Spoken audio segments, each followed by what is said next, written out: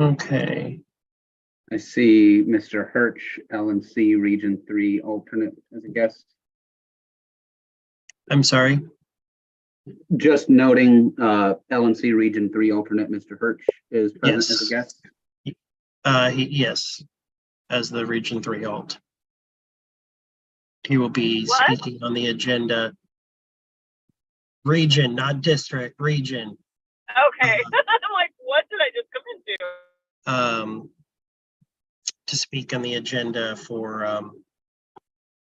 the LNC update. So we are live, everyone, on Facebook, or on, excuse me, on YouTube.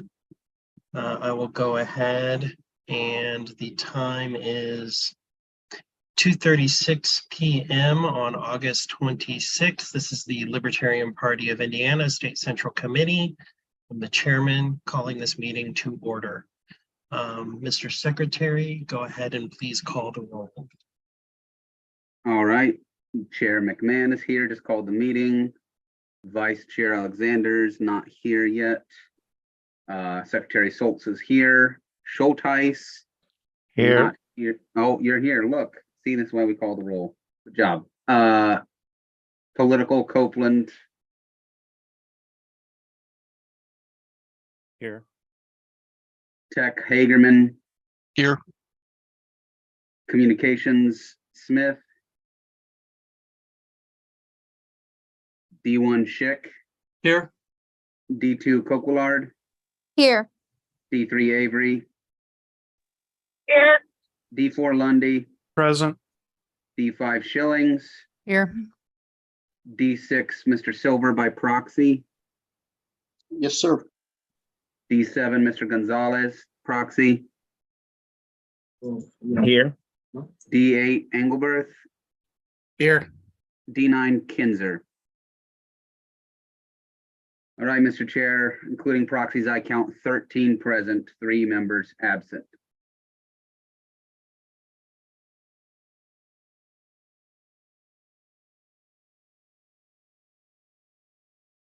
Sorry, too many tabs open. Thank you, Mr. Secretary. We do expect Vice Chair Alexander to be here. Okay. Next item on the agenda is the adoption of the agenda. Has everybody looked at the agenda on the website? Any last minute additions to the agenda?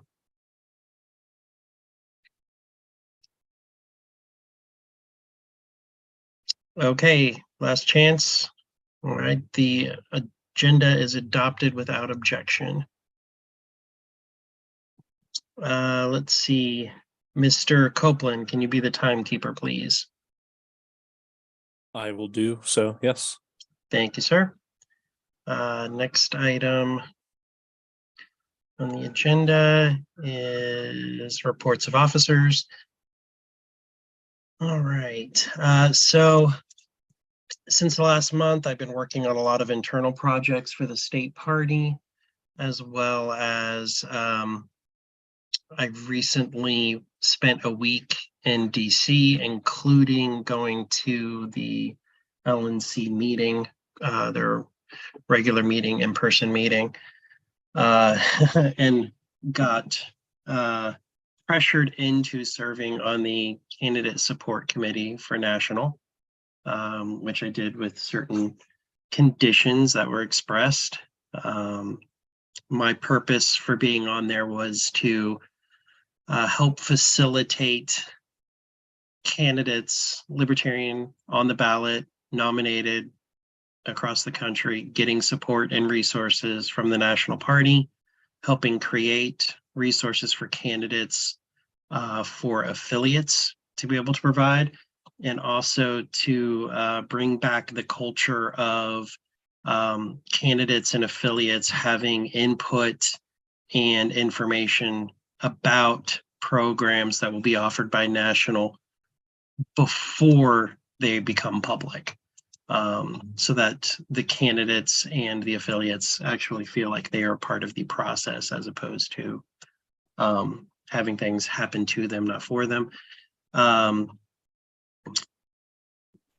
of the things that happened from that committee already, I invited Mr. Lundy to review a piece of software that will be discussed within the next couple of weeks.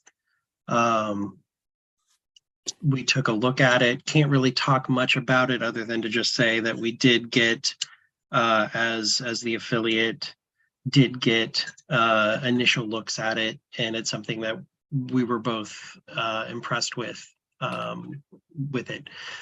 Other than that, that information will become more public once it's announced by the LNC. I can talk about it more at a later date. But yeah, it's actually a really great program to help candidates. Been working on with our vice chair on developing programs to push for renewals of national membership. As of right now, Indiana is 8th, ranked 8th among the states. One claim to fame that we have in the national membership report is that 4 states had 0 change in their membership. That was North and South Dakota, Montana, and Rhode Island all had 0 change. Other than that, every state had a negative drop. But Indiana only had a 0.21% drop, which was exactly 1 member. We lost 1 member in a national renewal. So we're doing pretty well. That also does not reflect the numbers that we had essentially Thursday and Friday of last week. Me and Vice Chair Alexander worked with David Aiken at National to finalize some of the problems we were having with our triple members. I talked with Andy Bukovich, who's the National Party CTO, and the chair, Angela McCardle, about these problems. They have mostly been resolved. There are a couple of stragglers, but the situation is now not going to repeat itself for triple members anymore. So they should be processed when they are brought in. We may change the process for how we send to National. National had requested that it be on the 1st of every month.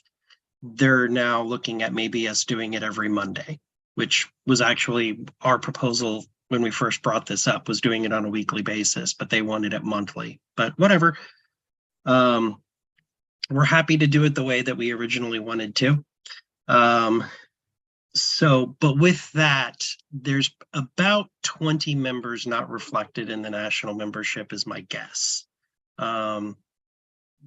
Kristen says 10. I think it's 20. I think it's closer to 10. I have like 4 lists. Okay, hold on. Don't jump in. But so I think it's closer to 20. And it also doesn't include the pledge not signed members that were changed.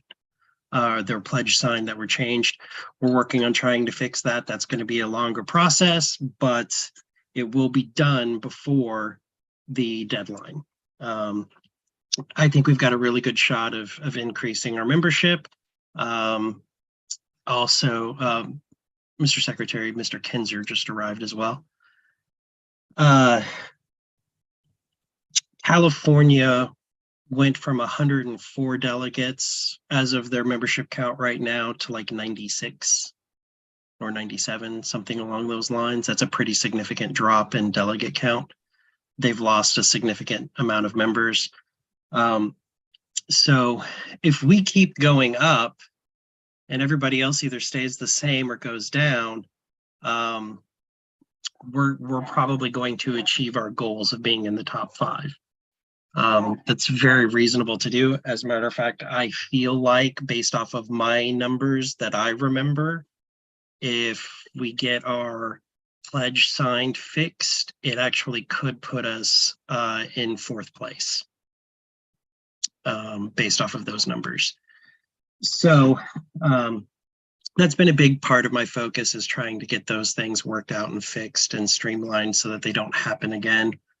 As well as I've done a lot of discussions with several of you, district reps, putting out the eminent domain op-ed.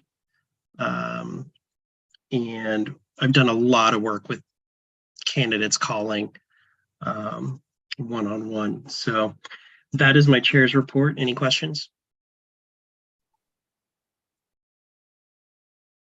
Okay, hearing none. The vice chair's report, Ms. Alexander. I have just emailed out the report to you guys. So basically, I've been working with a couple county affiliate things. I'm going to be working with Danny on getting Boone County up and running again. Unfortunately, Orange County is looking at disaffiliation, so I'm going to try to save that and contact some of the contacts that we have out there. They're not members, but they are contacts in Orange County. See if we can't get anybody else interested in taking over. I went to the Du Bois County fundraiser. It was a really good event. I learned about Mid-State Corridor. I just left the Wilson Farms eminent domain rally, which went absolutely spectacularly. The weather couldn't have been better, and we had a lot of good reception. Upcoming events that I'll be at, or I won't be, but somebody should be, is the Morgan County Get Out the Vote event on the 23rd of September. You'll note that we've been doing a lot with the convention. A couple things I didn't put in the report was that I have reached out to 2 vendors and to see if they would be interested in getting a booth. I'm also thinking about asking Wilson's Farm if they would want a booth. And then there's another place I have in mind that has like a merchandise booth that's liberty minded. So that's all I have. That's not in the written report. Any questions for our vice chair? I'm sorry, you mentioned a booth. You mean booths at our convention? Yeah, I do. Vendor booths for convention. I thought so, but I missed the antecedent somewhere. Thank you. Okay, any other questions for the vice chair? Okay, hearing none. The treasurer's report, Mr. Schulteis.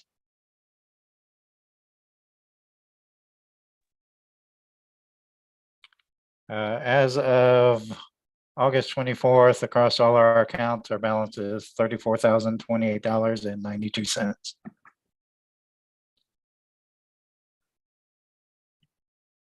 Okay, any questions for the treasurer? Are there any? Sorry, go ahead. Yeah, my question was just going to be, we had heard talk about switching back to the other software that would allow more detailed reports. Is that still ongoing? Yes, it's still ongoing. I'm in the process of switching our accounting stuff, but that is still to be done. Mr. Schultz, you had a question?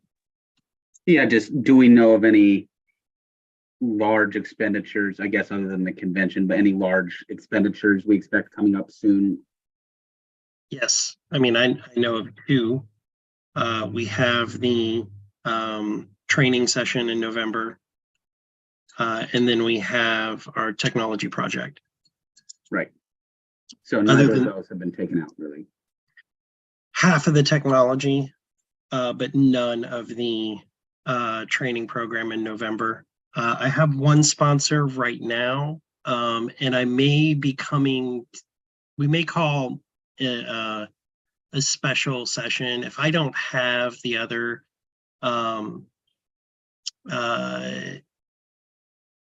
sponsors within the next 2 weeks, which we may not actually, because I think we have our next meeting is on the 17th. If we don't have it by then, I think we might want to stop, pull back on that event. That way we're not eating the entire cost of it. The motion was if we had enough sponsors, not, so we may claw that back maybe. I'm hoping not. And I am trying and working on it, but right now I've only got one $1,500 sponsor. So that's not where I want it to be. Any other questions for the treasurer? Sorry, Michael. All right, hearing none. Mr. Soltz, do you have a secretary's report? I presented the executive session minutes to the executive committee. They were approved, as to, at least to my recollection. The July 22nd minutes were sent out previously after the last meeting. Most importantly, please make sure you agree with your vote results and your attendance record. Those are the two that I get wrong the most often. I did not see any errors in it. Did anybody else see any errors? Okay, I would accept a motion to accept or approve the July SCC meeting minutes as presented. So moved. Moved by Second. Mr. Hageman, seconded by, I believe that was Mr. Copeland. I was second it. That was Mr. Kinzer. Okay. Any objection to approving the secretary's minutes, the July SCC meeting minutes? Hearing none, the minutes are approved. Anything else, Mr. Secretary? I know I haven't been pushing super hard offline, but I really need someone to help me at the convention. If we don't have an assistant secretary, we got out of it having an issue this month. We were gonna have an issue this month if the meeting was last weekend, but it's this weekend, so I can be here at least for most of it. So if we don't appoint an assistant secretary, it's not the end of the world, but I will need some kind of an assistant at the convention to help count votes and track counties, affiliated, unaffiliated, and things like that. So think of people that we can do for that, please. Okay. Will do. Typically, just as an FYI, because I know you didn't work the panel, the treasurer does a lot of the work with the secretary during the convention because the treasurer is the one who actually starts the electronic voting.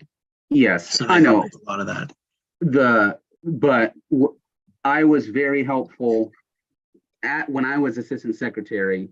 I sped up the process by 8 to 10 minutes probably on tracking affiliated and non-affiliated counties and those counts, Gotcha. especially with people coming and going. So if an assistant can do that while the secretary is actually taking the minutes, that's very helpful. Okay. Do you have a name in mind? No, but if it's not going to be an actual SCC member, I can probably expand my scope. Well, if we're going to appoint them as SCC, as a assistant secretary, it shouldn't be a member of the SCC. Well, that's what I mean. Originally, I was asking for an LPIN member to be made assistant secretary, but since no one can think of anyone and the people we've asked don't want to come to the meetings, this wouldn't be an assistant secretary. This would be a secretary's assistant for the convention. Okay. But yeah, I mean, I might ask Ryan Rowland. He's my friend and good at computers and will probably be at the convention. Okay. I believe we usually call that a credentialing committee. Yeah. Oh, okay. Yeah, but then there's that also is like who's out front. I don't know. It's confusing. I don't care that much. I'm just putting it in people's brains. Okay. I'm pretty sure we are over time. Let's see here. Let me get rid of the chat. No, I said get rid of the chat. Sorry, guys.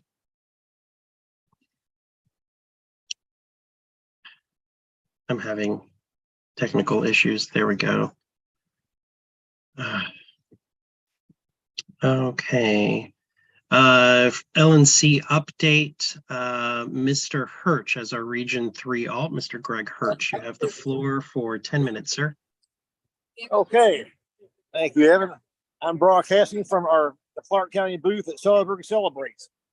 A lively event here. Anyway, last weekend, we had an in-person LNC meeting at our 2024 convention hotel in Washington, D.C. It was my first in-person meeting.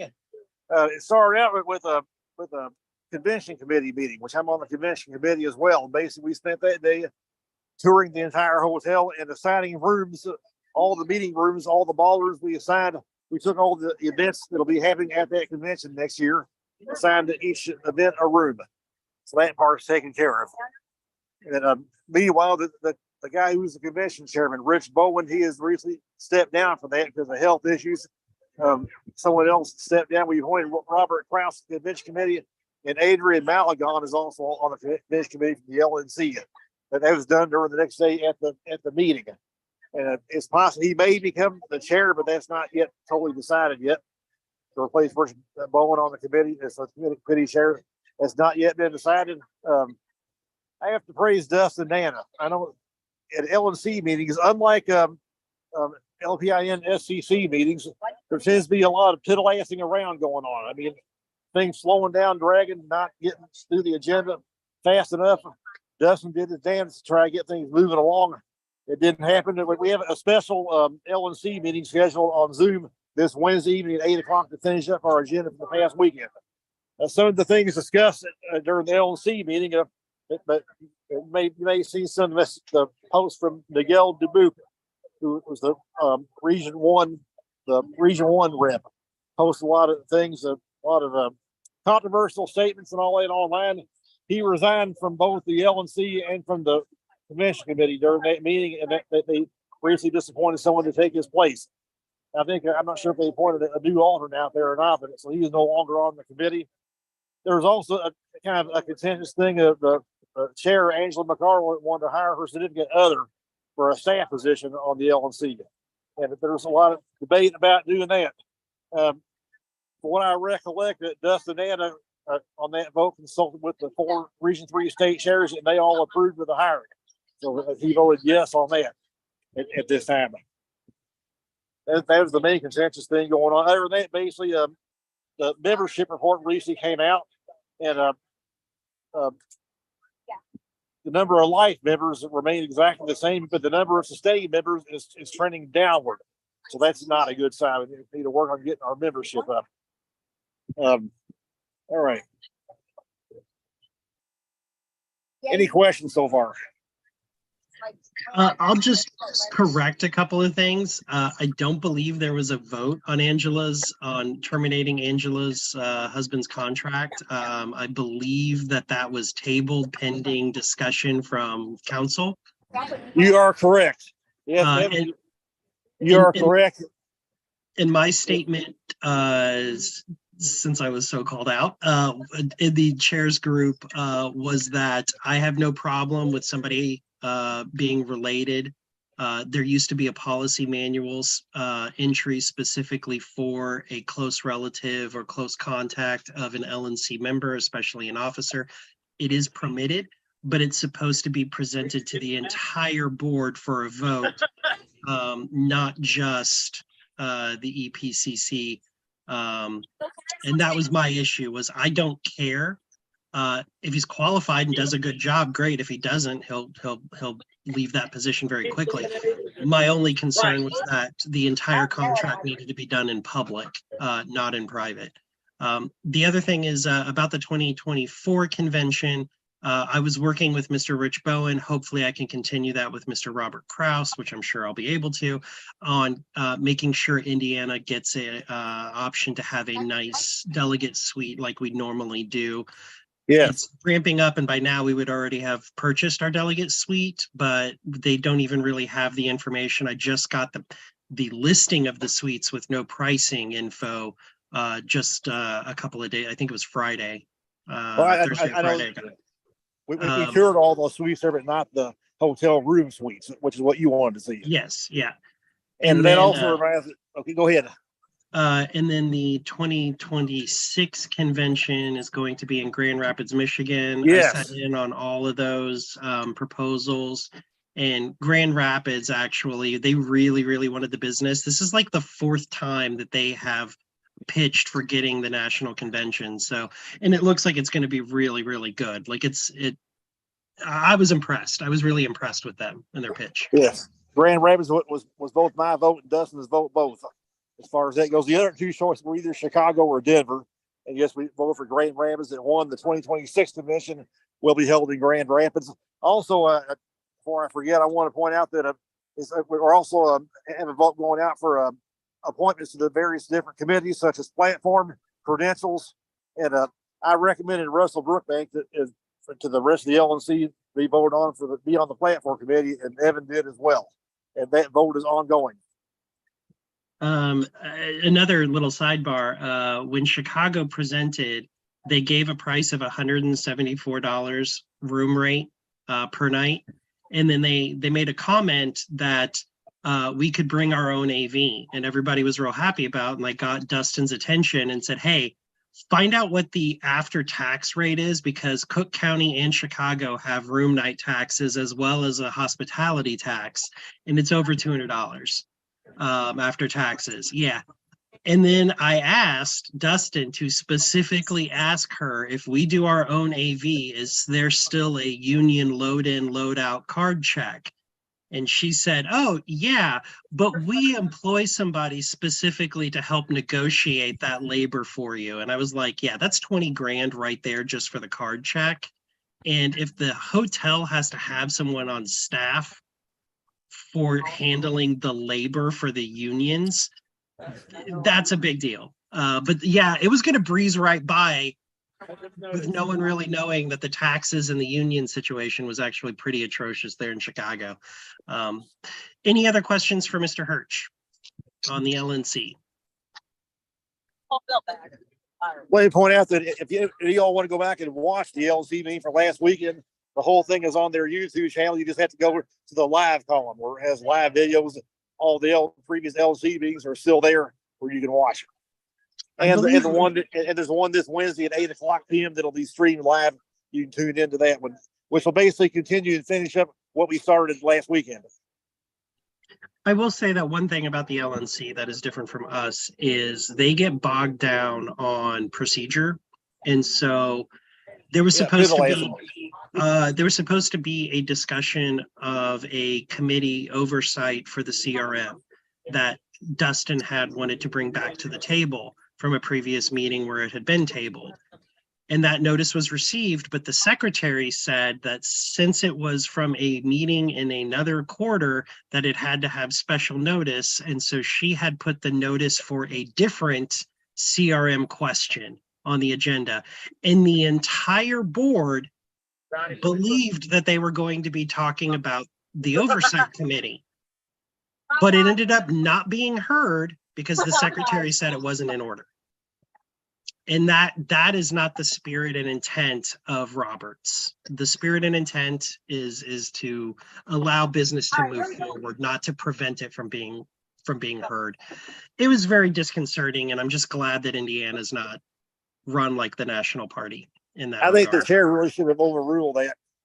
I do too, because the chair was surprised that it was not that motion. She was prepared for that motion, and now it won't be heard until October at their next scheduled meeting. It shows the importance of a good secretary. By the way, the next in-person LNC meeting will likely be the first weekend in December in California. They're asking us a range of dates on that now.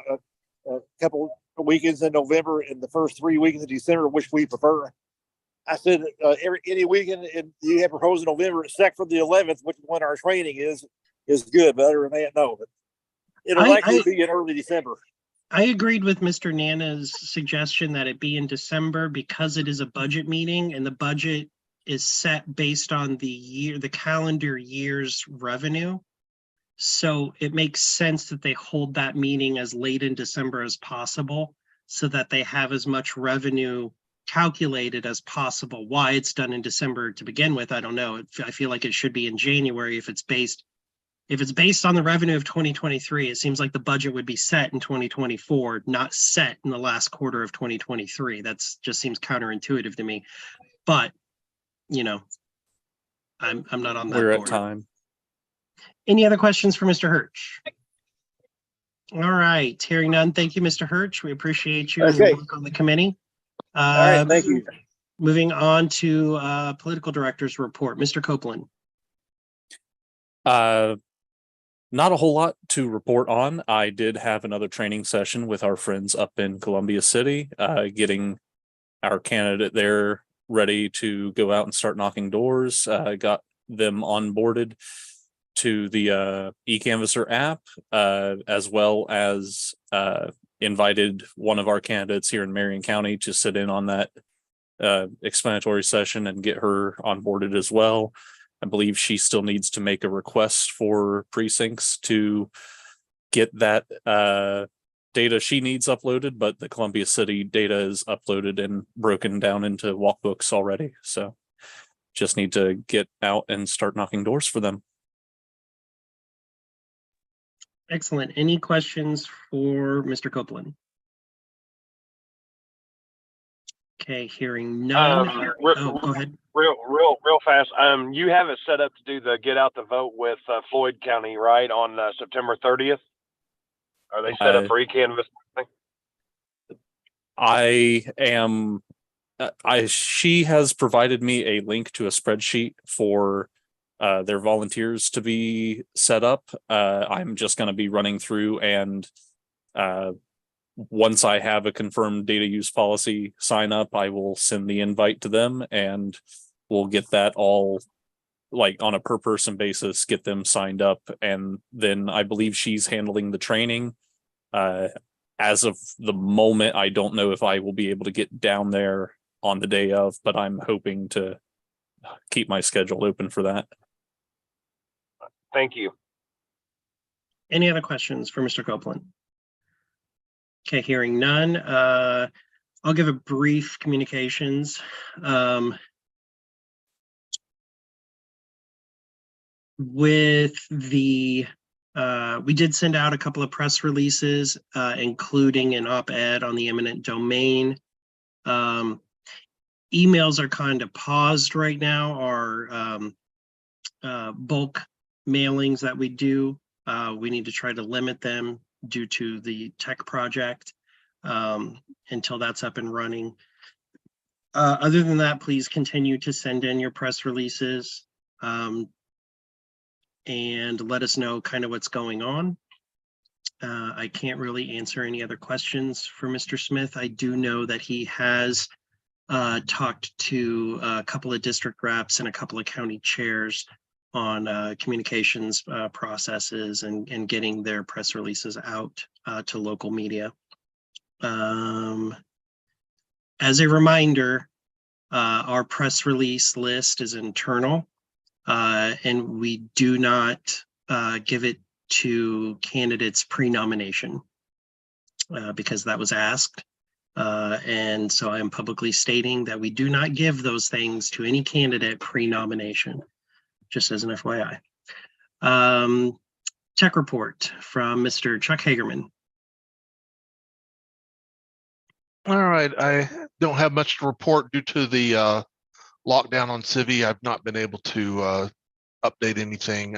We do have a couple of candidates that will need to be created as soon as that becomes available. And of course, I'm behind on the wild apricot as well. The only thing I have been working on is the rainwater campaign, and I wrote a media advisory for the rally that was today. It's the first one of those that I've done, so that was interesting to see how those are formatted. But other than that, that's the end of my report. Any questions? Any questions for Mr. Hagerman? You just 15 or 20 seconds. What is the media advice? A media advisory is so unlike a press release, it's where you're holding an event.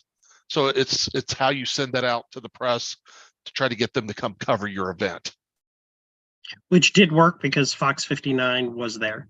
According to, I saw photos from our vice chair and she informed me that Fox 59 was there. So media advisories do work. If you target them right and give them the right information, they will show up. All right. On to the district reports. District 1, Mr. Schick. Status quo in District 1. Lake County continues to have a active presence on Facebook, but they're not having any regular meetings or anything. Here in Porter County and the Port counties, they continue to have, regular meetings, and I've been attending as many as I can, but no events. And we just really have the one candidate, mayoral candidate in Michigan City, and KP and the county party are giving him what support they can. That's it for me. Any questions? Any questions for Mr. Schick? Okay, hearing none. We'll move on to District 2 with a reminder that it's 2 minutes. Miss Elizabeth Coquillard. Okay. So St. Joseph County, they continue to have their monthly meetings, but low attendance to no attendance. They're also coordinating with local volunteers and activists for an anti-violence event tentatively scheduled for late September. This will be a booth event that District 2 has been invited to help with. Local speakers and groups will be in attendance. Rainwater campaign has been invited and is waiting for more details. Chair actively trying to recruit new members for possible positions. They are seeking a treasurer in St. Joseph County.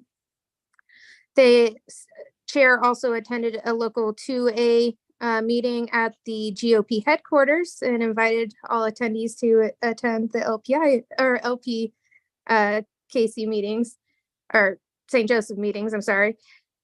District 2 website slowly getting additional articles and being optimized for SEO and county party websites. Triple funds were deposited into their account, so yay. Kosciuszko County has an upcoming event on the 7th. Their county meeting is at 6:30 and trivia night at 7 every week. Thursday's trivia night. September 9th, they're trying to get a group together for a Winona Lake World Record float chain for ALS. We will be participating, so I posted the link for others to join. September 15th, third Fridays in Warsaw, 4 to 9. September 16th, Rev for Rosa Car Show, 11:30. They're sponsoring 3 trophies with their name on it. Elkhart County continues to meet the second Saturday every month at Goshen Library at 2 p.m. And we're working on a letter writing campaign in contacting hemp farmers and businesses who are being affected by the opinion released by the AG. So that's really all I got. Time. Woo! I did it. You left no room for questions, though. You got questions? All right, hearing no questions. I skipped over the membership report, and I do believe the vice chair covered some of it in her vice chair's report, but I would like to give her a couple minutes to, if she had anything to add to the membership report. Ms. Alexander. Nope, I'm good. Thanks. Okay, solid. District 3. Well, actually, I guess I should ask, is there any questions on the membership report? Okay, hearing none. District 3, Ms. Christy Avery. Okay, hello. I finally made it home. I attended the rally earlier today and there were a lot of people there, so that was very awesome. People excited about the rainwater campaign coming up in March. I just clicked off my district report. I did send the district report out to everybody so you can read it. There are pictures from our booth at Fort Wayne Pride from Allen County, plus a mock-up of the gift card that we gave out from people that signed up with their contact information. It has the Libertarian Party of Allen County branding on it, and it looks super awesome. So yay to Adam Newmeyer for finding that and getting that taken care of. Whitley County is doing outreach at their first Friday events, and we actually have competing events in October. So shout out to District 2, who is loaning a tent to Whitley County so that we can have 2 tents up in my district. Randolph County is doing an event the same weekend that Whitley County is. I'm having problems with the braces today, so I'm sorry. Let's see what else. Melanie Love has started canvassing, which Paul talked about a little bit. So I'm glad to see that he's gotten her set up with everything. And I'm excited to see her outcome because it seems like she's really putting herself out there. The candidate in Allen County has a town hall coming up next month. that he initially was not reached out to about it. We saw it in the newspaper and said, hey, why isn't the Libertarian candidate been invited? So he got invited after we poked the bear a little bit. And Randolph County is continuing to work on community events, so that's awesome. And the DeKalb County chair recently returned from, let me see what the name of it is, Liberty International World Conference in Spain. It sounded like he had a great time there. So thank you to anybody that helped him get there. And I look forward to hearing about how that was. Any Time. questions? Perfect. All right, no time for questions. District 4, Mr. Danny Lundy. So we had a productive meeting in Boone County. They've got a couple of new members who seem like they're more interested in getting involved, maybe have the bandwidth to handle some of it. So we're excited about what's going on up there, cautiously optimistic. Hendricks County has a big Halloween event coming up in a couple of months, and we had a productive meeting talking about what their candidate needs to do, maybe some next steps, things like that. So that's good to get them on the right tracks. Montgomery County is chugging away, doing what they do. Morgan County's next Get Out the Vote event will be September 23rd at 11 a.m. at the Mooresville Library. So come on down, get some training, go knock some doors for me. I'd really appreciate it. We are running a little bit behind, so all the help helps. Mooresville Old Settlers went very well in Morgan County. Andrew Horning came and talked to some voters and participated in the parade. We had a lot of positive responses for my candidacy, my run. We still have 5 remaining scheduled tabling events, including a joint event with Johnson County. So if you're looking for something to do, we've got work for you. Currently, my campaign's knocked over 1,600 doors. Putnam County, we're still working on trying to get some sort of meetup going on down there. Tippecanoe County had a great 4-H fair. They also went to Outfest Pride event. So they had a lot of great conversations, a great response there. Latino Fest is coming up on September 23rd. So if you're in that area and you're looking for something to do, they could definitely use you at their table there. They're also working on digitizing documents, making sure they're shareable on some sort of Google Drive, which is great. And that's about it. All right, any questions for Mr. Lundy? Okay, hearing none. What was one of the dates that you gave for, I believe it was Tippecanoe, was also in September. Yep, they're on the same day. September 23rd is Latino Fest. Oh, okay, gotcha. And then the Morgan County Get Out the Vote is September 23rd as well. Gotcha. And are those on the website? I don't think so. I think I tried to adding the Get Out the Vote event, but we may have to tweak that a bit because that thing doesn't always work right. Okay. If you have trouble with it, reach out to Chuck because he can help with that. But I'd like to get those 2 events on the calendar in September. Gotcha. All right. Moving on to District 6, Mr. Larry Silver serving as the proxy for Mr. Lomax. Go ahead, Mr. Silver. Hello. Just a few key dates. We are doing our service Saturday. Sometime in September, Luke is trying to finalize the dates. September 16th, we will be at the Fall Fest in New Palestine.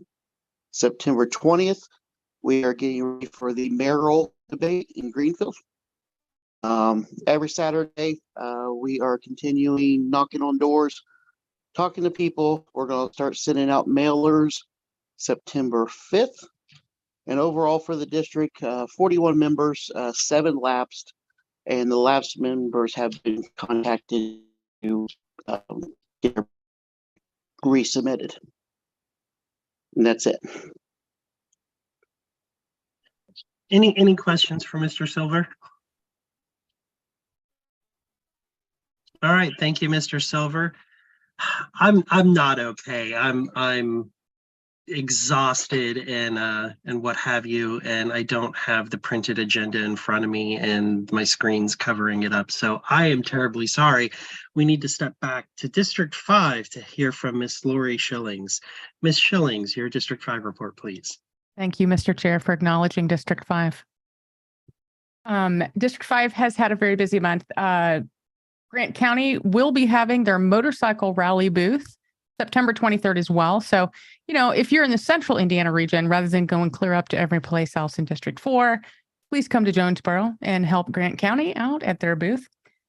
Any and all volunteers are appreciated for the entire weekend. Hamilton County did participate in the rally today and had great results there. As everyone has mentioned, we did notice a media hit, which was good. Everyone was certainly captivated by speaking.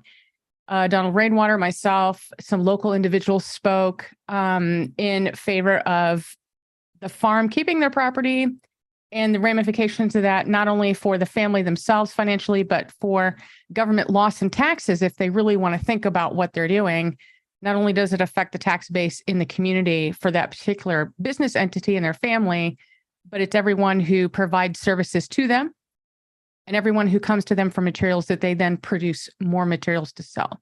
So it's a trickle down economics, as they like to say, the entire region. We are also having a booth today in Cicero, Indiana, is our second outreach event for the year. And it's the first time that I'm aware of that we've done more than one event annually in Hamilton County. So we're trying to grow our outreach event. My vice chair is up there running the booth for me, and I hope to go up immediately after this meeting to help him close out that booth this evening. Our next meeting in Hamilton County will be Wednesday, September 20th at 6:30 as usual on Pinhead's Bowling Alley in Fishers. If I have any questions, I'll be glad to address them. Any questions for Ms. Schillings? What is the date on that motorcycle rally? Either you or Clayton probably know that. September 23rd, Danny. Yeah. And strictly speaking, it's the 22nd through the 24th. Donald Rainwater will be there the 23rd. 23rd is the busiest day, but we'll be there 22nd, 23rd, and 24th. Apparently September 23rd is a hopping day. All right, and I just would like to acknowledge, we're going to get to it here in a little bit, but Ms. Schillings has done a lot of work with me recently on graphic design, discussing some technology issues so that we can integrate better tracking with some of our printed materials and online materials. And then both her and Vice Chair Alexander have been instrumental in helping finalize the convention proposal that's before the committee later today. So I just want to thank Ms. Schillings for being very available to me at very inopportune times when I happen to be awake and alert and the rest of the world typically is not. So I want to thank you for that, Ms. Schillings. Moving on, District 7, we have Rico Gonzalez as a proxy for Mr. Adam Johnson. Mr. Gonzalez, you have the floor. Hey, everybody. For District 7, we've continued our monthly meetings, trying to find new home, but we've been meeting at Ralston's out on Mass Ave for the past few months.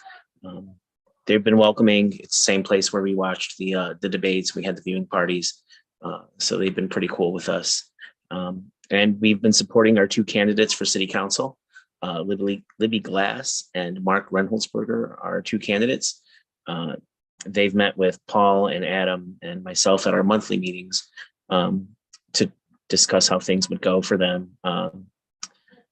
Messaging, they've had questions on pitch points for voters downtown, and, nailing down sort of key points like crime and infrastructure.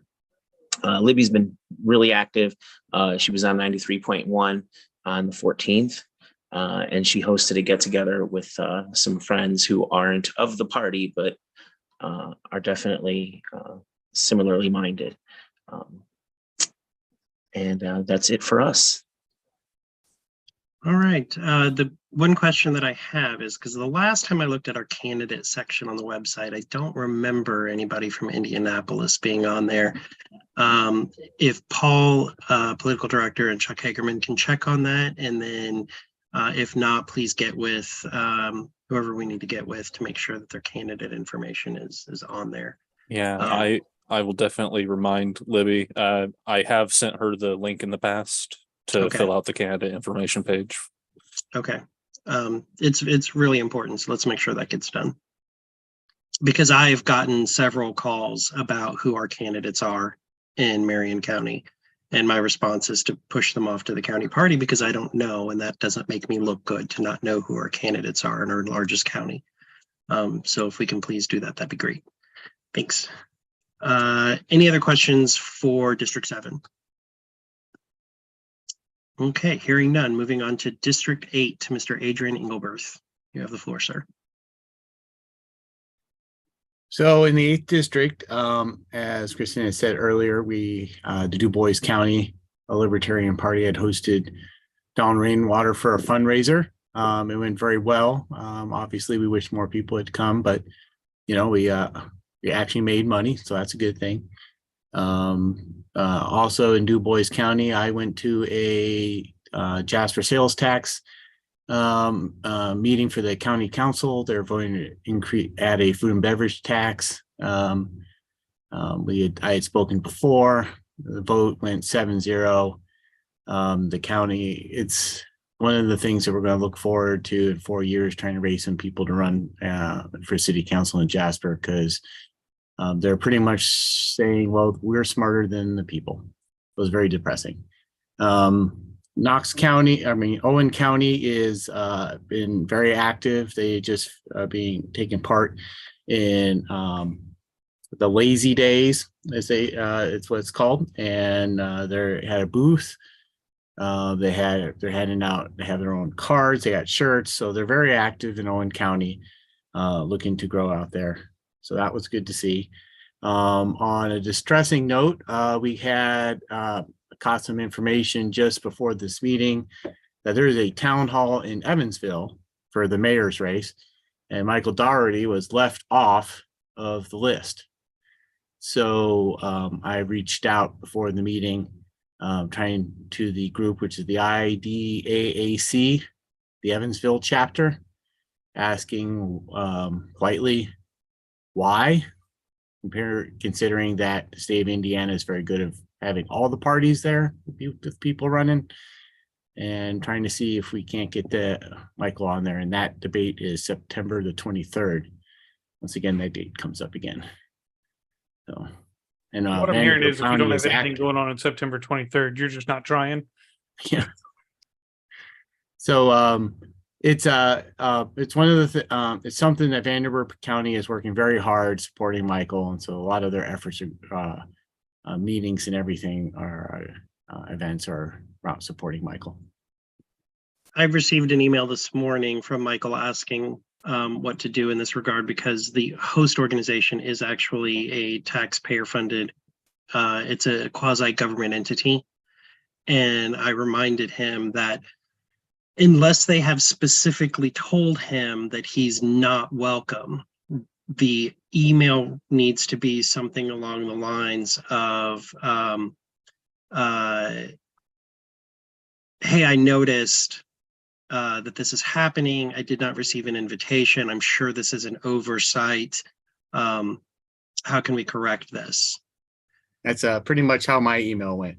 Okay. If it goes beyond that, then it's a different scenario, and then we need to take a different action. All right, moving on to District 9. And Mr. Adrian, I'd like to talk to you offline later about the gaming request that you had. Okay. District 9, Mr. Darren Kinzer, you have the floor, sir. Yes, sir. So we're continuing to hold our monthly Zoom meeting with all the chairs. We're not getting all the chairs to log into it and give feedback. Floyd County and Clark County, Lawrence, myself, of course, and Monroe are continuing to hold monthly meetups in our respective counties. Floyd County will be participating in Josh Turner's Mission 22 walk, which is also scheduled for September 23rd. The Get Out the Vote e-canvassing is set for Floyd County on September 30th. They'll also be in Floyd County having a booth at the Floyd County's Harvest Festival, which is October 14th and 15th. I plan to be in attendance there. Also, Clark County continues to have their Liberty Loves Food Bank open. They're set up now currently at the Sellersburg Celebrates, which started the 24th of this month and ends today. I plan to be I was there last night for probably 30 minutes or so, I would assume, before they decided it was bad weather coming in and they closed the whole place down. So I didn't get to spend so much time there, but I will be there this evening for several hours once I finish work.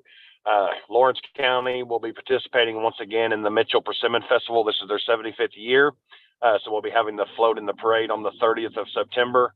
At that, anyone that's available and wants to ride along with us, that would be great. We'll also be at the Bedford Christmas Parade on the first Saturday in December.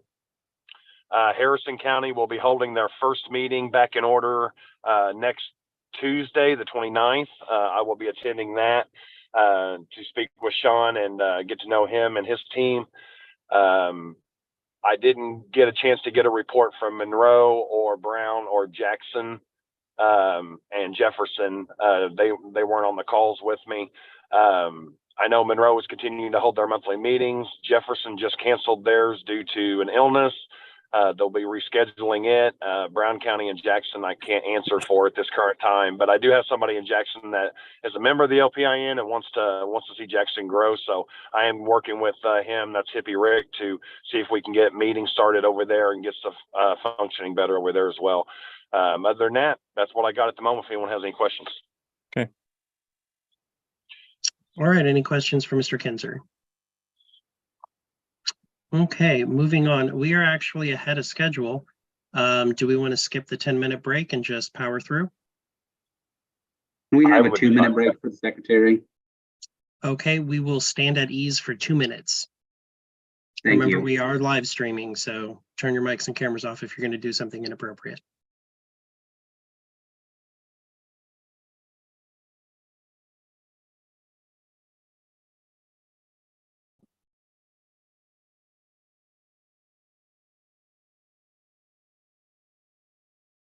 Paul, I don't know if you saw, but Libby has filled out her candidate information. We just haven't loaded it yet. Yeah, I did see your comment. Okay.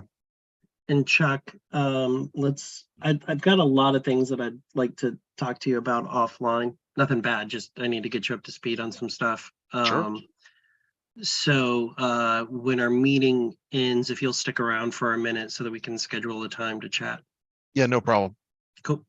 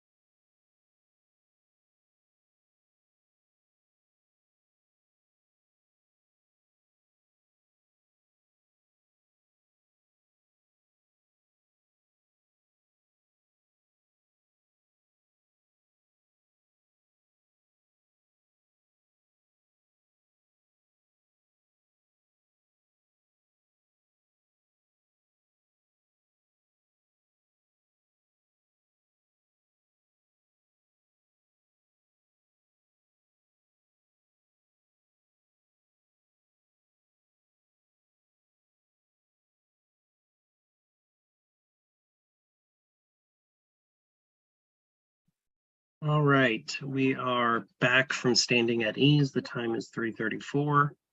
You ready, Mr. Secretary? Okay.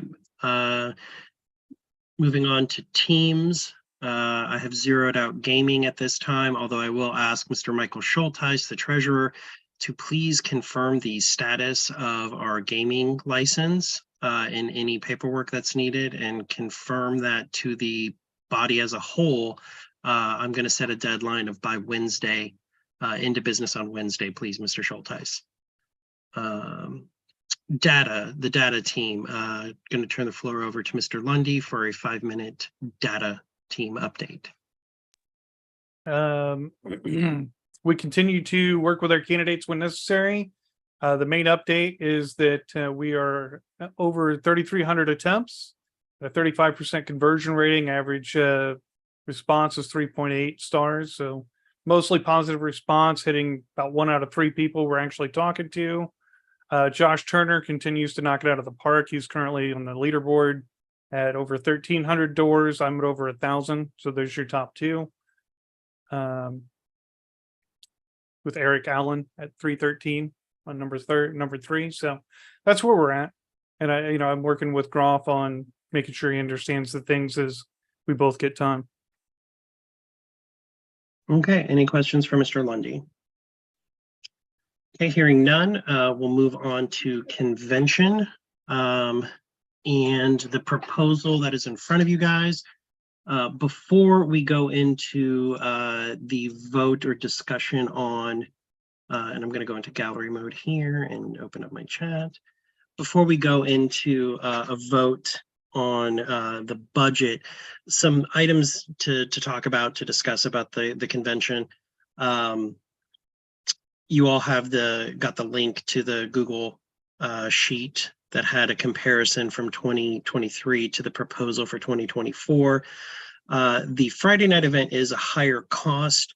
It's actually not higher than the 2022 Friday night event because we did a lot more, like we sponsored the bowling and everything like that. It's actually around the same price from the 22 event.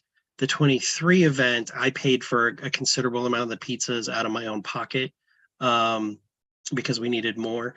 And we did not have the bowling socializer as part of the ticket. So if you wanted to go bowling, it was on your own. The Friday night will be a sponsored event. Basically, our package is going to be $2,000 for presidential candidates. That $2,000, so it's $2,000 for presidential, $500 for any LNC candidate, and $250 for any LPIN candidate. The $2,000 sponsorship for the presidential, all the candidates can then have a table like we did in 2020 at the Friday night event there, where you have your own little cocktail round with your information, and that's your spot. We'll also hold a presidential debate, which will be streamed. And the only way to participate in the presidential debate is to be a sponsor of the event. Then the rest of the packages, they differ slightly for the candidates, but essentially they get a booth during the convention. The presidential candidates that do the $2,000 sponsorship get a table at the dinner that will have their sign on it, as well as they will be given 5 minutes to address the full body during the convention. So like when we're doing the credentialing and the thing that takes 30 minutes, we're going to give each of the sponsors 5 minutes to address the entire delegation body. They'll also get a full page ad in the convention brochure and fun little perks like that. So we are we already have commitments from 2 of the presidential candidates. I just talked to the 3rd presidential candidate. They seem like they'll probably do it as well. I have not heard, and I'll tell you that was Chase, Lars, and Mike Termott. I have not heard from Josh Smith or Todd Hagopian, or not Todd Hagopian, I'm sorry. What is his name? Ode? Who? Toad? No, not Toad, not Todd. It is Hornberger, Jacob Hornberger. I have not heard from the Hornberger campaign, and I did reach out to Hornberger. I did not reach out to Josh Smith's campaign. You guys know me. Candidates who try to show up at the door will be asked to leave the property, as was discovered in 2020 and 2022. No ticket, no ride. For any contested race for the 2024 nomination for Indiana specifically, any of the, and I think I should clarify, any contested statewide race that is contested prior to the start of the convention, there will be a portion set aside during the business meeting for a debate of those candidates. So for instance, we do know that there are multiple candidates seeking the governor's the nomination for governor. There will be a scheduled debate that will include all of the declared candidates that have meet the eligibility requirements. Right now, there is not a contested race that I am aware of for lieutenant governor, so there would not be a lieutenant governor's debate. If somebody is nominated from the floor, that will not count and there will not be a debate. It is only if they were seeking the nomination prior to the start of the convention. The awards this year, we will be opening up the award nominations on the 1st of September, and we will run those until I believe like January 10th for award nominations. We will then open up the voting to all LPIN members electronically. But you have to be a member to be able to vote. That way, we actually have the awards to present to the award winners at the dinner banquet. Instead of just getting the paper award and getting the other thing in the mail, they can actually get it, and it includes everybody participating statewide. Let's see.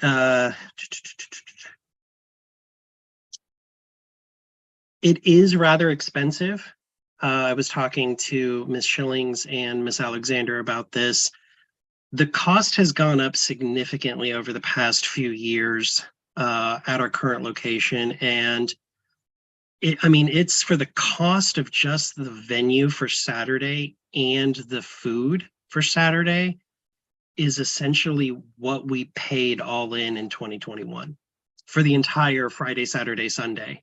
Everything all included is basically what we're paying now just for the venue and the food. This is our last, 2024 is our last contractual year. And so we would need to re-sign for additional years. And I think it is time for us to start in September seeking out other locations for 2025 within Central Indiana. Actually, I think districts will create an RFP package, and I think it's worthwhile to put out an RFP. Maybe 2025 should be whatever, like let's pick whatever the best place is, let the entire board decide on whatever package looks great. So every district can put in. I would limit it to one RFP per district, would be my recommendation. And then we'll move from there. Request for proposal. So you send out typically to like the Chamber of Commerce or the like Visit Fort Wayne group, and you say, hey, we would like to have this. These are our requirements. These are all the things we need to have. This is our attendance. Please contact all of your hotels and event centers and ask them for them to put in a bid.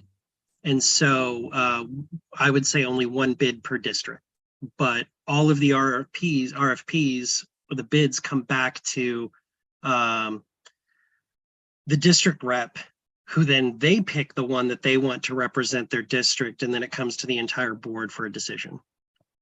That's my recommendation for how we handle 2025. I do like the idea of us finding a location again that we're at for the next couple of years. It definitely takes the burden off on that. But you do end up a situation like where we're at now, where we would not have stayed here this year, probably. We would have gone somewhere else. But times is hard and it's rough all over, kitten. So prices go up. Thanks, Biden. So yeah, those are some of the big things with the convention. You'll notice when you were looking at the proposal, not the motion, but the proposal itself, there's a $3,000 line item for merch. I would like to have printed, really nice embroidered 50th anniversary hats, because 2024 is the 50th anniversary of the LPIN. And I'd like for these hats to be exclusive only to people who attended the 2024 convention. We may have another 50-year hat available in our soon to be launched merch store, but this one will only be available to convention attendees. But also paid. You got to buy it. It's not going to be included in your package. It's an extra cost. Why a hat? Yuck. Sorry, kitten. We could also do mugs, but I wanted something that would have a lot larger appeal. That would also carry a bigger price tag. I'm sorry, I can't read all the. Okay, anyway, so are there any questions about kind of how we're going to be laying out the 2024 convention? Everything else will stay the same. I've got Chuck Pullen already on board. He's going to come down either Thursday night or Friday to stream the event, the Friday night event. And he's on board to do the convention the whole way through. I've talked to more state chairs. We will have more state boxes for the auction. So I've got at least 10 state chairs that have committed to providing a box of $100 worth of stuff from their state that's unique to their state. One of the things that we have is whenever the dinner starts, a lot of people leave. We are shortening the time for the dinner. So the dinner will go from 6 to 8:30 instead of 9:30. So we're cutting it by an hour. And then immediately after the dinner, two things will happen. One will be karaoke. But immediately before the karaoke, we will do a pie in the face. So I am going to put my name forward to auction off somebody putting a pie in the chair's face. And I don't mean one of those little rinky-dink pie tins filled with whipped cream. No, a full chocolate cream pie with a mound of whipped cream on the top of it. Anybody else who would like to put their name in the hat to help raise money by having a pie to the face, please let me know so that we can sell that as well. That will take place immediately after the dinner, but before karaoke, which will require like the 4th wardrobe change for me that day, which is fine, whatever. Sure, if you want to pay extra money to eat the pie off of someone, go for it, Christy Avery, as I call you out for that. I'm not here to kink shame.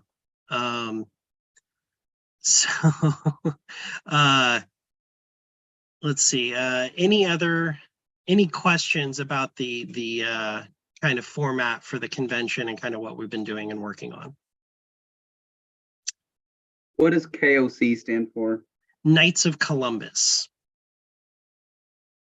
Some other things, like we're working on some of the trainers and some of the speakers. Brian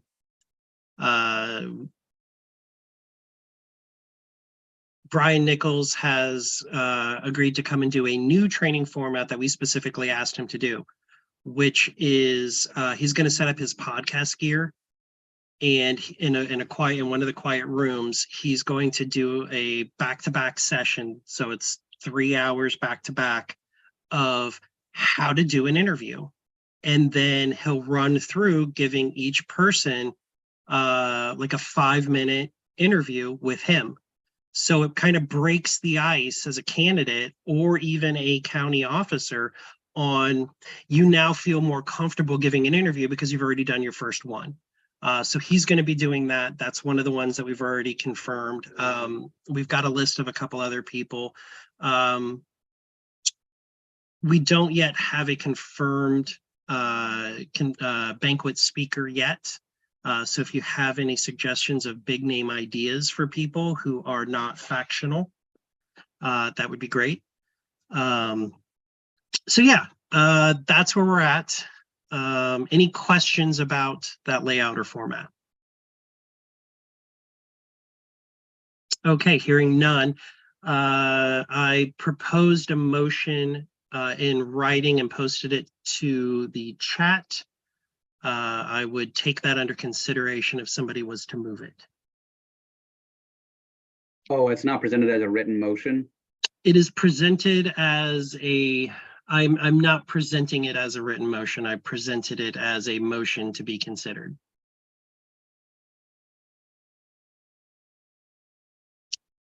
So would anybody like to move the motion? Moved.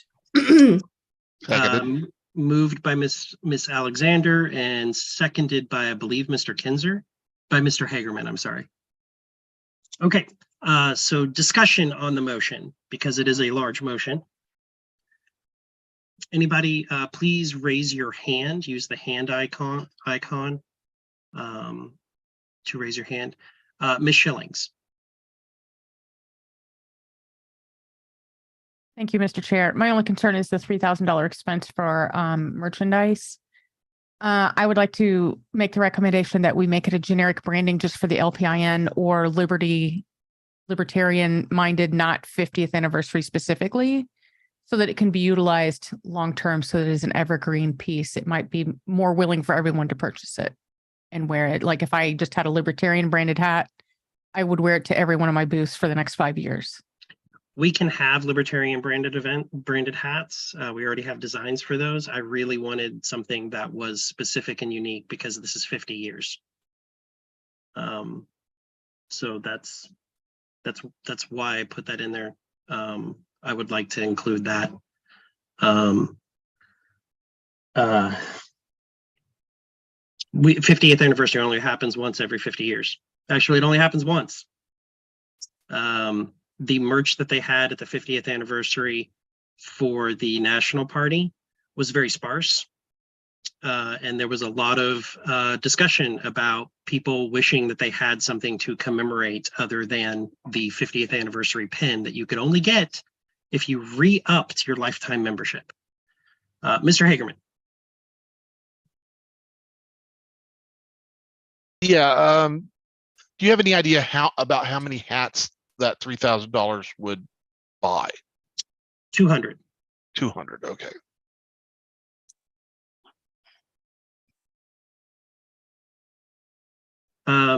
Mr. Lundy, I saw your hand was up. Chuck asked my question. Okay, thank you, sir. Mr. Copeland. Yes, looking at the prices listed here, how I know we have a little bit of wiggle room baked in, but exactly what are we looking at in terms of possible overages? I want to make sure that we are properly budgeted in case unforeseen activities come up.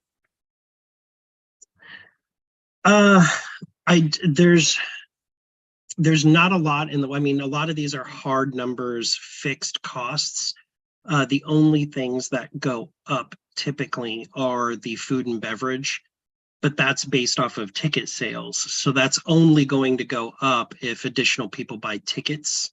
Or, you know, if our count for dinner is 85 instead of 75, well, 10 people had to have bought tickets. So that increases that. And so that's part of the authorization, is to be able to increase that. As far as that, if there's some other expense that ends up coming up, it would come back to the LNC, oh my God, the SCC to get approval for it. That, you know, like if we ended up getting some big name person and we ended up having to pay for their flight and travel to come to be the banquet speaker, that would be something that the SCC would have to approve. And that's pretty typical. Does that answer your question, Mr. Copeland? Yes, thank you. This is my first time as part of this process, so. Okay. Mr. Kinzer. So I just wanted to go back and touch on the hats for a minute. Did we get multiple quotes on what 200 hats would cost us, or is that just one specific location at the current moment? It's the company that we're going to be using for our LP store. Okay, so is there a possibility that we could look at other avenues of getting those a little bit cheaper for this specific item? Sure. I have a company down here that does a lot of business in Indiana, and they may be able to get it a little bit cheaper. I didn't know if it's something that I could just go run it by them and say, what would it be if we ordered 200 hats? Yep. I will give you the information, and you are more than welcome to do that. And if it ends up being cheaper, then that's money saved. Awesome. That's what I wanted to ask, sir. Okay. Any other questions? Okay, so the motion has been moved and seconded. Is there any objection to closing debate and moving to vote?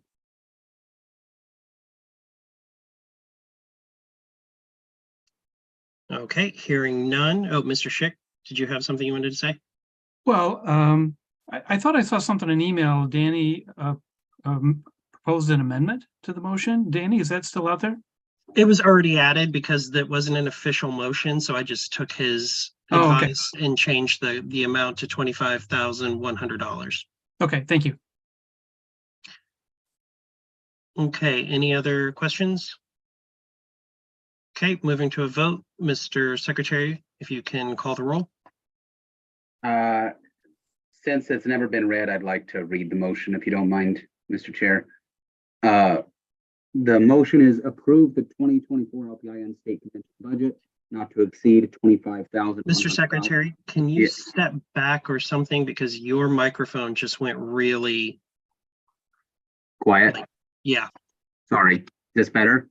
Yes. The motion is approve the 2024 LPIN state convention budget not to exceed $25,100. Authorize the chair to sign agreements as needed and directed by the convention committee. Chair is authorized to approve food and beverage increases based on additional ticket sales.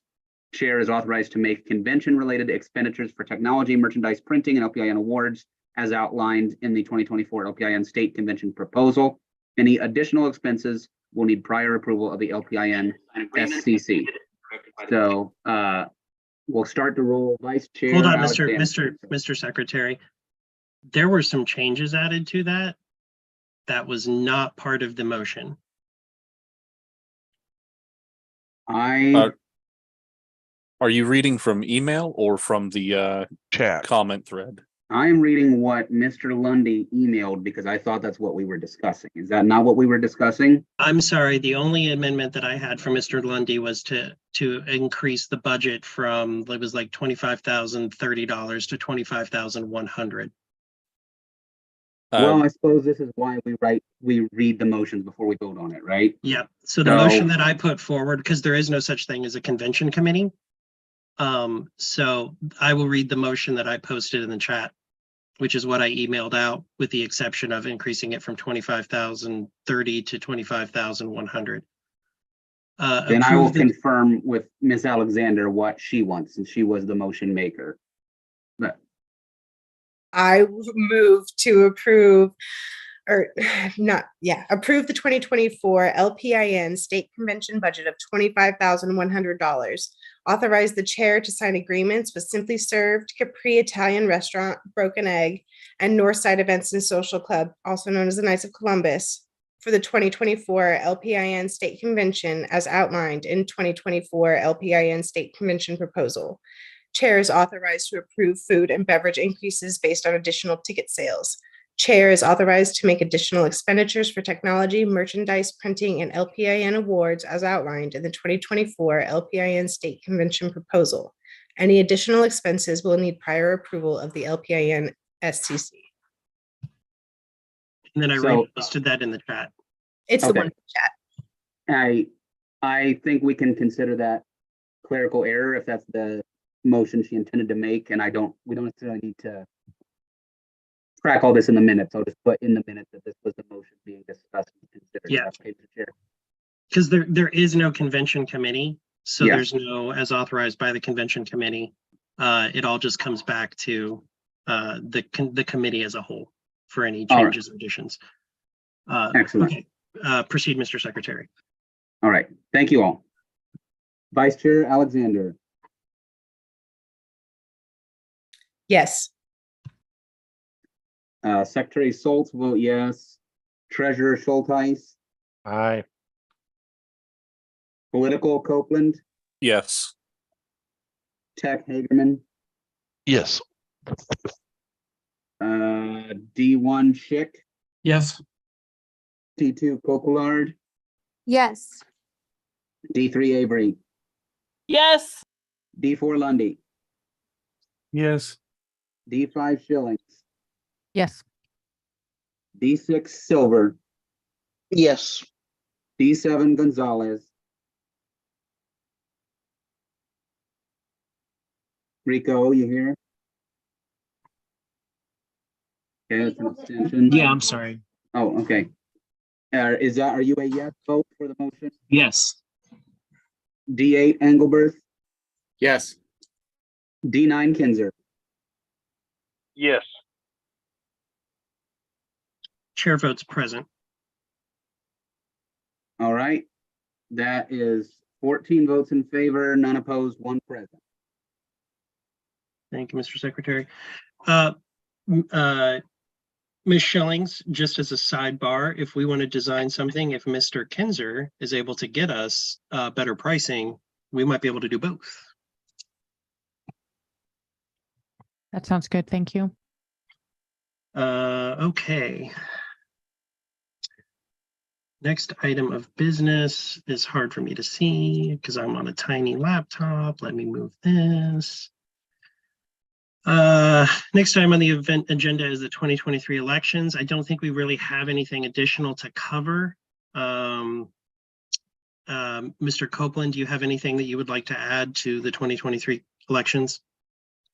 No, I believe everybody has covered most of their candidates' activities in their reports. I will be proposing at the next SCC meeting a budget for doing a letter campaign to potential Libertarian candidates for 2024 to go out in October, but I'll be proposing that at the September 17th meeting, just FYI. Legal updates.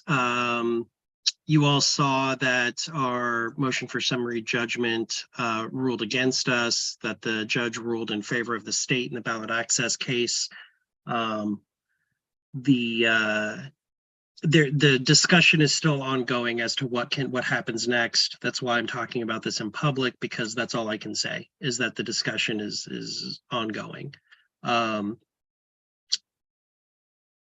It was a very interesting ruling against us that did not include any of the things that the judge had brought up multiple times. It feels like the judge just went with the current standard because he didn't want to set a new precedent, which is unfortunate. The other weird legal matter that we've talked about in the past is still just kind of sitting out there. If you're not sure what I'm talking about, please let me know. I don't want to mention it because I don't want this person to do anything else. But the crazy person has not actually contacted us again. Let's see. Any questions on the legal front? Okay, hearing none. 5 minutes for LPIN events. I don't know why that's there. Are there any upcoming LPIN events that haven't been mentioned already that we would like to have a moment to talk about? Oh, I know why that's there, because we always adjourn after the executive session, so we put it in front of that. That's why. Okay, hearing none, 10 minutes for the next item, which is the district rep job descriptions. And I'm going to turn the floor over to Mr. Lundy. And Mr. Lundy, do you need to share your screen?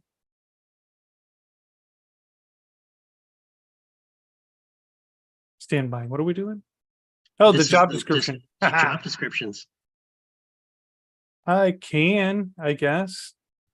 Okay, well, you can share if you want to. Did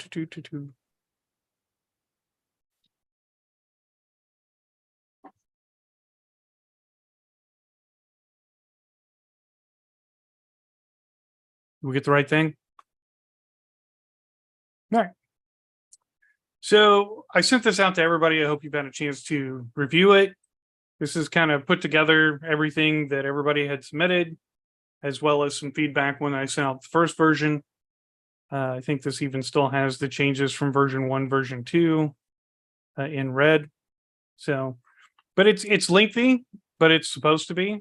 It kind of details, this is what we expect from our district reps, right? This is your responsibilities and what you're supposed to be doing. And at this point, it's open for discussion, I guess, on what you guys think. Okay. Is there, let me do a gallery here. Any, Mr. Lundy, are you wanting to, what do you want to do with this? Oh, solid point. I would like for the SEC to adopt this officially. So I would make a motion that we adopt this as the official job description for the SEC. For the district reps? Say it again. For the district reps. For the district reps, yes. Thank you. Is there a second on that motion? Second. Second, I'm going to take the Ms. Coquillard second on that, since she's a district rep. There's obviously discussion, so we'll move to discussion. It was moved and seconded. Ms. Avery, District 3. I was just wondering what approving applications for membership in the LPIN means. I took that from the bylaws, actually. That's in the bylaws currently. It's a holdover that I think was never removed from the bylaws. But it is still currently there. That's why it's in there. Right. It's something that we need to address with the bylaws to have it removed, because there's no such thing. But thank you for pointing that out, Miss Avery. It's a reminder for me to put forward a bylaws proposal. Mr. Schick. Well, can you say a little bit more about how this is going to be used? I mean, it's the job description is not mentioned in the bylaws. Is this intended to be a recruiting tool for district reps, or a set of requirements for district reps? I'm just wondering what, how you what's the point, vision right? this being exercised. The discussion that was that we had originally at the first SCC meeting after the convention was we needed a guide for district reps to know what their job duties are. This isn't a requirement. This isn't you get fired if you don't do these things, because that's not a thing. But it's a guide for this is what is expected when taking on the role of district reps. So, when somebody comes to their district and wants to be the district rep, it tells them this is what you're going to be doing, because there is a time commitment. There is a financial cost from traveling around to different counties and going to events and things like that. And so it's all kind of spelled out in a handy way for the person to know this isn't a role where you just come to a board meeting once a month, that there's actually things that people are expected to do. And for the growth of that district. So it also is a document to encourage the district itself to appoint a district rep who is going to have the ability to do these things. And so that's the function of it. It's not as a bludgeon to beat the district reps for, oh, you didn't do number 7 on providing affiliate support. It's not like that. It's just every organization needs to have a list of what's expected of every person in the organization. And we started with the district reps, but we're going to go through the entire chain, all of the directors and all of the officers, and going over even the directorships that we don't have people serving in those current roles. We're going to be, I just noticed you got like a haircut and shave, Danny. But we're going to go through and create these for every single one of them. So this is just the first one, because there are more district reps than anything else. To expand on that a little bit, this came in that first meeting, this came from the strategic plan that the LPIN had put together. Evan and I both served on that committee under Tim. And so it's about professionalizing our organization a little bit, making sure everybody clearly understands what they're supposed to be doing, or even what they have the authorization to do. Because if you ask everybody at this board right now, what, before we wrote this, right, and thought about it, what does it entail being a district rep? We probably had 9 different answers. And now we don't. That's kind of what this does. And it moves these responsibilities forward so that the next group of people who come to this board understand what their responsibilities are. And when you professionalize things a little bit more, now we can start building out things that are in this job description of like, okay, it says I'm supposed to do this. How do I do that? Cool. Let's write a guide on that. So it's about kind of, in my mind, building out a longer term of kind of like a board manual or a handbook that we can give new SCC members and say, hey, here's the playbook, go run with that. And we will continue to work on this and build it out. It's ever evolving. It's not written in stone. This can always be changed, right? If we change the bylaws to say we don't have to approve memberships, we can take that out because it is a little ridiculous and it's not something we actually do, but it's in there because it's in our bylaws. So it's a living document, but once we get it written, then at least we have a base point and we can move forward. And we need one for the chair, the vice chair, secretary, treasurer, all these things so we can kind of have that policy manual. Okay, thank you. Thank you, Mr. Schick. Mr. Hagerman. I just want to say, I think once this is completed, it'll be very helpful to everyone because you could just open it up and do a search to find out, well, who does this thing? And it'll take you right to, that officer. And then you'll go, oh, okay, this is actually the communications guy. So I talked to him. So I think this will be very helpful. It also, long term, we have rules within the party that probably should be paid rules, like finance director, executive director. Comms should actually probably be a paid position as well. And so having clear job descriptions and job duties and expectations for those is also going to help us recruit those people for those jobs when we're ready to start hiring for them. Because if we just went out and tried to hire an executive director today, basically their job description would be do whatever the chair tells you to do. And that's not a cool job. That would be a crap job. I would not take that job. But that's that's what Chuck's job is right now, is do whatever Evan tells him. It's vice chair's job. That's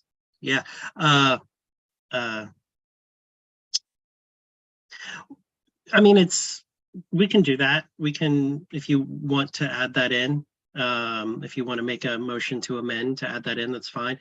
I don't think it's necessary. This isn't going in this isn't going in anywhere of authority. This isn't being added to the standing rules. This isn't being added to the bylaws. There's no enforcement mechanism for this whatsoever. It's just a document. But it's what we agree that the job description and expectations will be. The only requirements for a district rep are in the bylaws. And this is not being added to the bylaws. This is just being essentially agreed upon. But if you want to make that motion, I would consider it in order. If you want to move to amend, Ms. Schillings. I would like to amend it to state that it is a living document and that it will be aligned with the current LPN bylaws should they change, and to reflect the position's changing role over time. Because even if we aren't going to consider this a strict guideline, it is still a guideline that we will have to adhere to or would have expectations of. So we need to have something in there that write says, out the language that you would like and post it in the chat while we wait. I did. Oh, you did? I didn't see it. I'm sorry. Yeah, she did. And it's good. Oh, okay. I just saw that there was, I didn't see the whole thing. I have no objection to that amendment. How's that? It doesn't matter. It's got to be voted on. Is there a second to the amendment? I'll second the amendment. Ms. Alexander seconds it. Is there any objection to the amendment? Going once, going twice, going three times. The amendment is added. Can you add that in, paste that language into the end of the document, Danny? It's a PDF, so no. Cool. When you supply it, can you supply it in a I will Word make the document, amendment and please? get rid of the red text if it's approved. Yeah. And also, please make sure to send things as a Word doc. Okay. Instead of a PDF. Okay. Do you guys want to do, is there objection to doing a voice vote? 1, 2, 3, hearing no objection. All those in favor of the main motion, which is to approve this, as the LPIN district representative job description, say aye. Aye. Aye. All those opposed say no. The ayes have it. The motion is adopted. And yes, this will be a public document, Miss Avery. That is the whole point, is so that future district reps know what the job entails and what the expectations are. Maybe even more importantly, the county chairs and county officers Yes. will see that, hey, I should call my district rep, not Evan. 1,000%. That'd be dope. Okay, moving on to the next topic. I put branded tents down for 5 minutes. I would like to, I put this on here for 5 minutes. We've got some big expenses right now. And I'd like to table that until our next meeting. Is there any objection to tabling it till our next meeting, which is a date certain, September 17th? Not an objection, but just for clarification, what dollar point are we looking at? That was it's going to be like around $4,000 to do 10 tents around the state, or Okay. 9 tents around the state. Thank you. Okay, hearing no objection, the branded tents discussion is tabled until September 17th meeting. If you could note that in the minutes, Mr. Secretary, I'm sure you would. Okay, so that leaves us to one additional section, which is an executive session. So we will do our 5 minutes announcements now, if there's no objection. We'll take 5 minutes for the announcements now so that we can adjourn immediately after the executive session. Anybody have any announcements that haven't previously been shared? Grant County will be having their quarterly business meeting Thursday, September 14th, in the evening at my house. That was not mentioned. That was not yet set before I sent my report to the D5 rep. So in case anybody wants to come. Okay. Thank you, Mr. Schultz. Anything else? Okay, hearing no other announcements, I move that we move into executive session. Any objection to moving into executive session?